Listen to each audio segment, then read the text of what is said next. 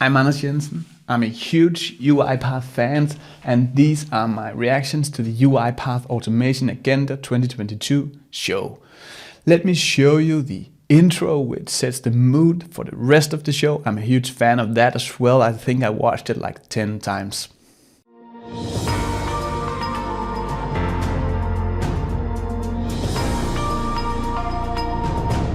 Ladies and gentlemen, silence your phones, muzzle your dogs. It's time for UiPath Live from our home studios somewhere on the east coast of the United States. Here are your hosts, Diego Lomanto and Mary Tetlow.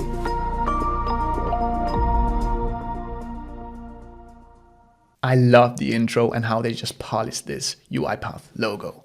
I will say that I'm not a UiPath employee. However, I received this UiPath Most Valuable Trophy in 2021 for being active in sharing knowledge in the community. So I'm a big UiPath fan, and that might reflect this video a bit, but I hope you will enjoy it.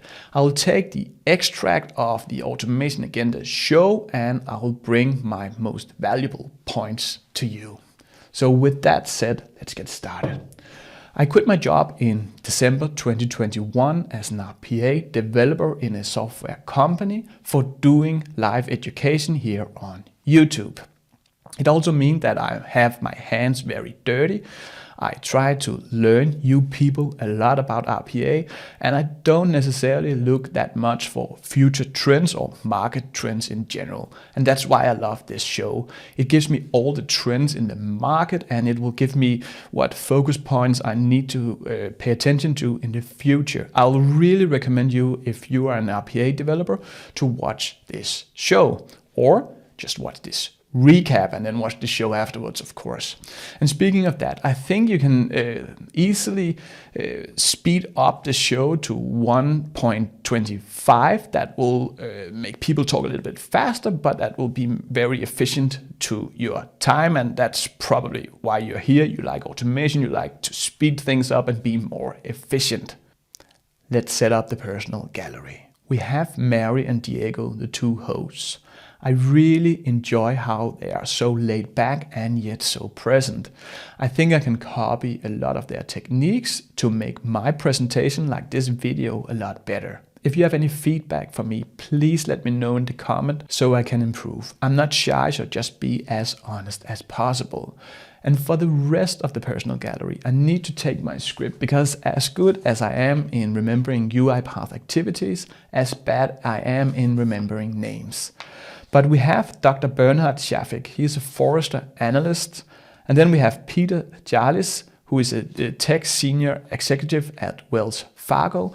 And then we have two more softer persons. And in softer, I say some of their softer skills, because they will focus a lot on HR.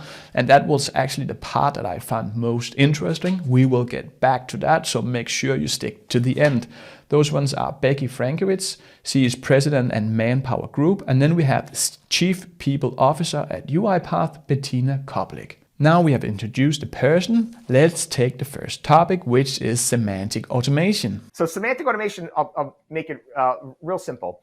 We have today robots that can see, think, and do, right? You tell robots what to do and how to do it, and they're going to do it beautifully. They're going to execute on those processes over and over again without fail.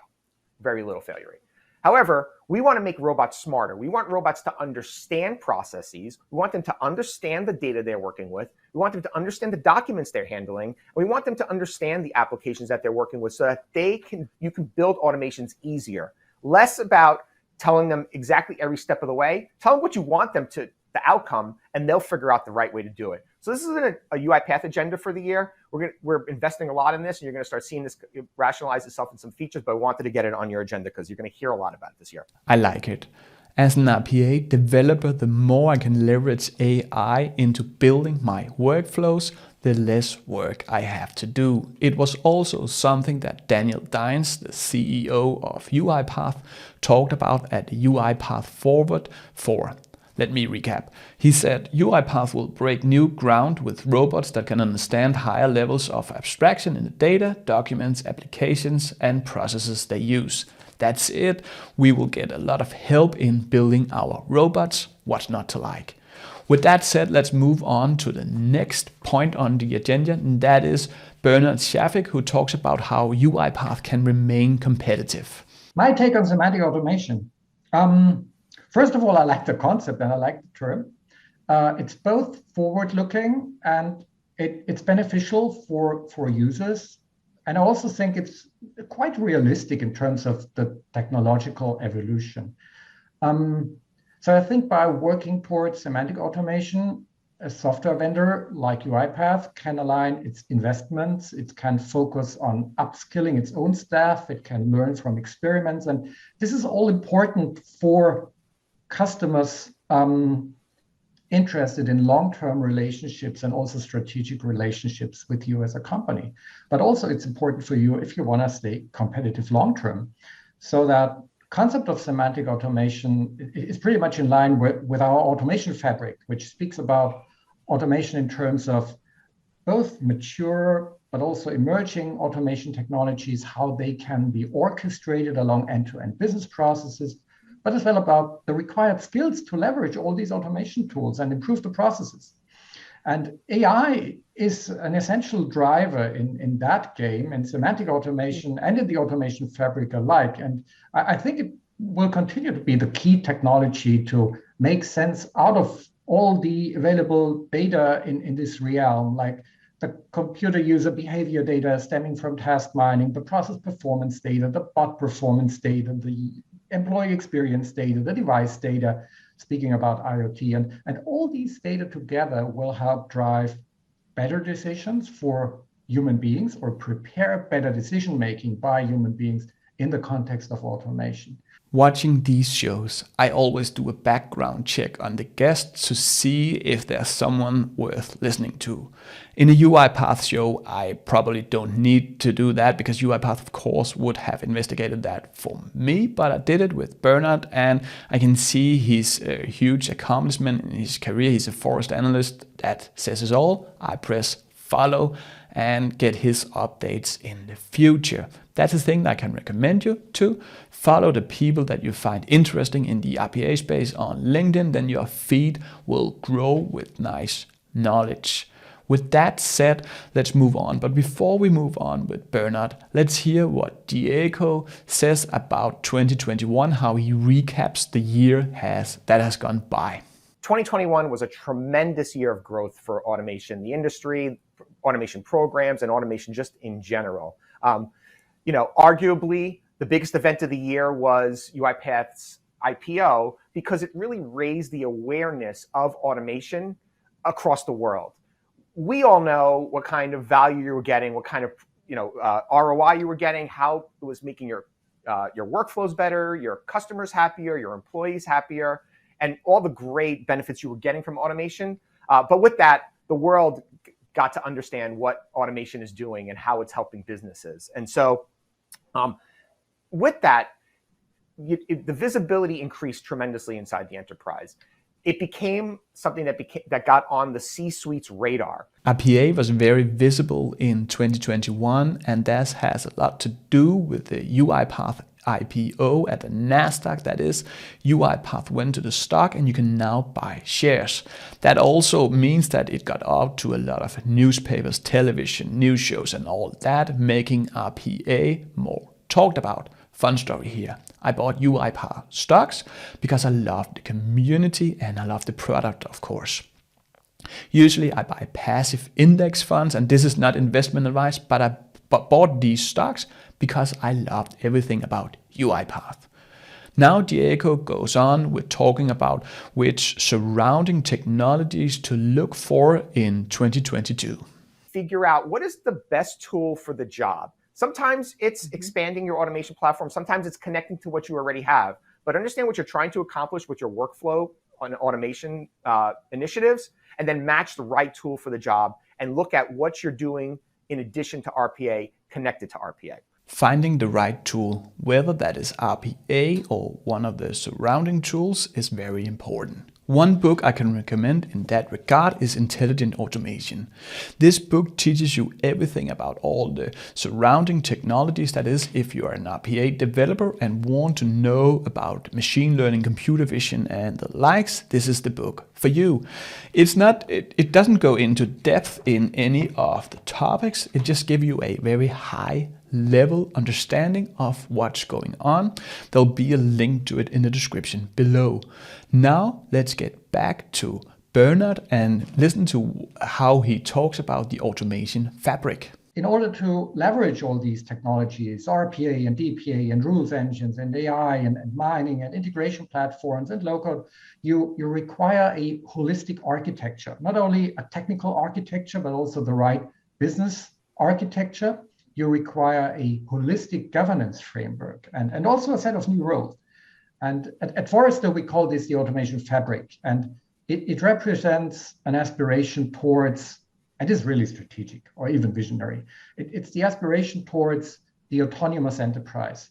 And we see enterprises starting to work towards that ambition or aspiration. And I think that's the next big thing I see. Think business processes instead of silo thinking. This means that we should look at the whole architecture from a more holistic view than just from a technical view. We should look at the architecture for the business side. I believe that here is a focus area where and you as an RPA developer can look at, because I think a lot of jobs will be created here. Now move back to Bernhard and see how he thinks that the most successful companies will behave in 2022. So this whole approach to decentralized responsibility for things getting done, for development, for automation, for bots, that actually can work in a culture of trust and mutual responsibility. So rewarding collaboration instead of individual performance is a very essential aspect in that context. And further down the road, when it really comes to automation, road mapping and automation strategy, setting the right governance guardrails for individual automation builders allows you to limit redundancy today. And it also ensures an acceptable quality of the code that's being written and the bots that are being built. That is very interesting. Bernhard believes that automation will get decentralized in the organizations. That could be that the development of the automation will move from the center of excellence, a small unit, to the whole organization that is a larger unit. This, of course, requires a collaboration between the units. It requires trust from the leadership, that believing that all these people can work together and actually produce value. And finally, we need a little bit of control, so we need governance and policies. Now Diego continues to ask Bernhard what should be the radar of the RPA practitioner, that is me and probably you in 2022, so listen closely. Given your experience, what do you think that practitioners should be thinking of this year? What should be on their agenda? What's the most important thing for practitioners this year? So if I'm comparing where we are right now and where I basically left my old role, the technological evolution in that field has been so amazing. So if I were still in that role, I'd really start democratizing the utilization of automation technologies, as these technologies would allow me to do so compared to a couple of years ago. And I built decentralized automation teams. Of course, they would work agile. They would leverage a set of automation technologies, not just one, not just RPA, but also low code. And I would use mining tools. Again, decentralizing automation and the use of task and process mining. This was actually one of the topics that Eric Gillette, you can watch the video up here in the right corner, recommended you to focus on if you wanted a good job in the RPA industry. So thank you a lot to Bernhard. I'm very glad that I clicked follow on his profile on LinkedIn. I think you should do the same. Next on is Peter from Wells Fargo. Let's have a look and hear about what he is saying about his job in Wells Fargo. Yeah, so my role at Wells Fargo is I run a sort of software company inside the firm. My team's responsible for identifying or building tools which we think would be valuable for reuse across the entire organization. Automation tools are part of that. So we would go out, we would pick one or more automation tools, package them, provision them, approve them, deploy them, and then make them available to any line of business that's trying to build a solution set for a client base.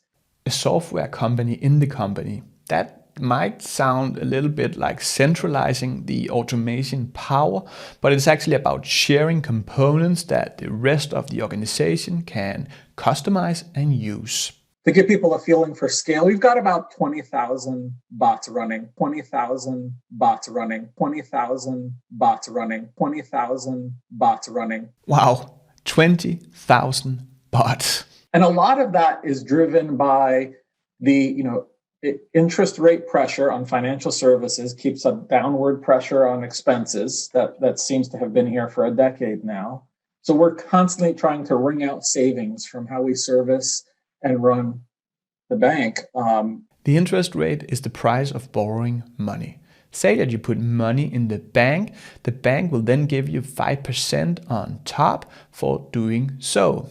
But in the later years, there have been a pressure from upward to downwards on the interest rate. It has went from, say, like 5% to now like 0 or negative. This puts pressure on the bank in finding new ways to earn money or to reduce their expenses. One of the things they can do is to automate things and thereby reduce the expenses. Peter and his team is doing so. And now listen to what Peter has to say about the qualities of robots. The sort of our scale of our organization requires us to manage these high volume events that occur, incoming and outgoing communications. Bots are really good at that. Bots are really good at sifting through large blocks of information that a human would have to be thoughtful about in a different way, but not necessarily applying any intellect, right? That's where we're seeing the huge sort of lift coming from high volume events that we can apply automation techniques to. The two last guests of the show, that is Bettina and Becky, they talk about one of the most softer areas in this thing, and that is the HR. That is how the human react to getting automated and how jobs might disappear or actually might not. You listen. People believe that robots are going to take jobs. That's not during the crisis, but pre-crisis, there were headlines everywhere. What history tells us is that automation creates jobs. Automation creates jobs.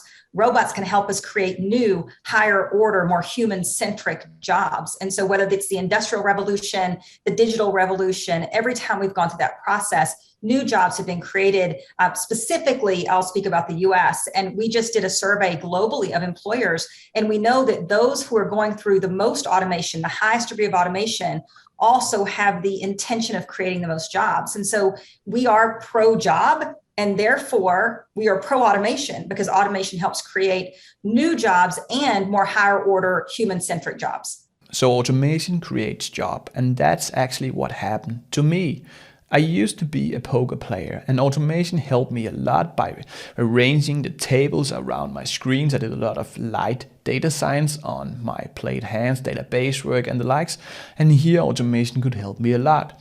After I was done being a professional online poker for 15 years, I found RPA. That was an easy way to transition to, and now I'm educating other people about RPA here on this channel. So you can say that without RPA and automation, I wouldn't have this job. But there's also two more factors. Listen to what Becky has to say. Yes, I'd say two things. So let's first just take a global step back, and you can talk about any developed country in the world. This is true. We are all facing declining population rates. In fact, in the US, we've hit a 100-year low on the population growth rate for the past 3 years in a row. So new record, new record, new record. So we are going to need automation and human beings for economic growth. So that's the first pillar of the thesis. We're going to need both. And the great thing about automation is it does allow humans to do what they uniquely do best. And so if you take a job, a job is a construct that came out of the Industrial Revolution, right? So it's a relatively new in the history of the world, a relatively new idea, but jobs were formed based on tasks to be done. So if you think about tasks to be done, there are some tasks that automation can do more efficiently, and there are some tasks that human beings can do more efficiently. And increasingly, there are tasks at the intersection of robot plus automation plus human being, or any of those two elements can do more efficiently. And so what we're finding is that when you have human ingenuity and problem solving paired with automation, particularly for repetitive tasks, the output is actually higher productivity, and the enjoyment and satisfaction of the human being is actually higher. So in a weird way, automation is actually very people-centric. So declining population, that is, the population is shrinking, people will have less and less children, and it also means that people, they want to do what they're good at, and then let the robots do all the boring, repetitive stuff. So I think number one, it's a mindset thing. I think we have to free ourselves and realize that people are willing, able, and capable of learning and changing. Apologies. So the task of the future, that will be to prepare people for the deconstruction of the labor market. That will be that we automate the mundane tasks and make people do the more abstract things that they're good at, that is thinking. It might sound a little bit difficult, but according to Bettina, it's actually very easy, or at least maybe just easy, because people, they want to spend the time on the funny things. Forward 5, UiPath's user event. We're planning for it to be at the Venetian in Las Vegas, September 26th through 28th. Keep your eyes on UiPath.com for dates, details, and registration. UiPath Forward, that is my big dream to attend. But I don't think it will be the UiPath Forward 5, that is later this year. And the reason is that I just opened my company. It means that I don't earn a lot of money yet. I have a lot of fun. If you want to know how much money I earn and how much fun I have, you should click the video up in the right corner and watch that. But I will attend the Forward because UiPath does a great job at transmitting it, so I can watch it home for 3 days here at my computer. If you want more UiPath, I built the best beginner course for you. You can watch it by clicking the video next to me. That will take you on to 2 hours of UiPath that will teach you UiPath from the beginning to the end. It's my most viewed video. Thanks for watching, and see you for the next reaction video.